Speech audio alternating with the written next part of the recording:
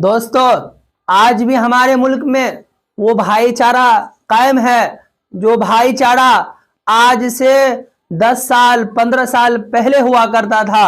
ہندو مسلم آپس میں لڑا نہیں کرتا تھا، ہندو مسلم ایک ہی پلیٹ میں ایک ہی تھالی میں کھایا کرتا تھا اور ایک دوسرے کے لیے ہمیشہ جان دینے کو تیار رہا کرتا تھا۔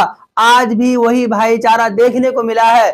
مفتی سلمان اظہری صاحب کے سپورٹ میں یہ ہمارے پنجاب کے جو پنجابی بابا صاحب ہیں، ماشاءاللہ کتنی اچھی بات کہہ رہے ہیں کہ مفتی سلمان اظہری صاحب کی کیا قصور ہے، ایک شعری بنیاد پر کیوں اس طرح گرفتار کیا گیا ہے۔ اسی طرف ایک نیوز اینکر کے بارے میں بھی کہہ رہا ہے کہ وہ اس طرح کے برے برے خبر کو پوسٹ کر رہا ہے مفتی سلمان اظہری صاحب کے بارے میں۔ کیا اس کے بارے میں بھی کارروائی ہو سکتی تھی، لیکن اس کی طرف کسی کا دھیان نہیں ہے۔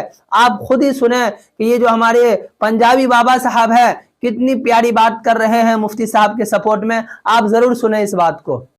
کربلا کا آخری میدان باقی ہے، کتوں کا وقت ہے، ہمارا دور باقی ہے۔ یہ الفاظ تھے محمد مفتی سلمان صاحب کے، جس کی وجہ سے ان کو حراست میں لے لیا گیا۔ گجرات میں ان کے خلاف شکایت درج ہوئی کہ کتوں کا جو وقت چل رہا ہے وہ کن کے لیے کتا شبد بولا گیا ہے، یعنی کہ سمجھنے والوں نے خود کو کتا سمجھ لیا۔ اور سب سے بڑی بات ہے کہ ان کے جو چاہنے والے لوگ تھے انہوں نے تھانے کا گھیراؤ کیا کہ مفتی صاحب نے کسی انسان کے بارے میں ذکر نہیں کیا، کسی سرکار کا ذکر نہیں کیا، آپ نے کیوں ان کو ارسٹ کر لیا گیا؟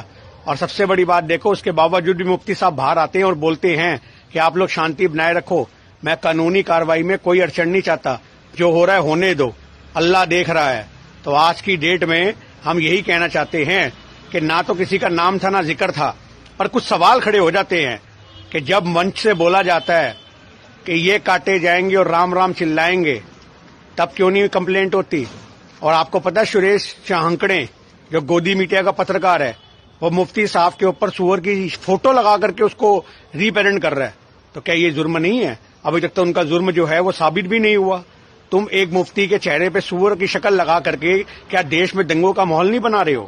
کیا بھڑکا نہیں رہے ہو؟ جب قانون اپنا کام کر رہا ہے تو کرنے دو۔ یہی سمجھنا پڑے گا کہ دیش کو نفرت کے مدعے کون پروس کے دے رہا ہے۔ یہ گودی میڈیا ہی ہے جو دیش کو بھائی چارے کو ختم کر رہی ہے۔ جے ہند جے بھارت۔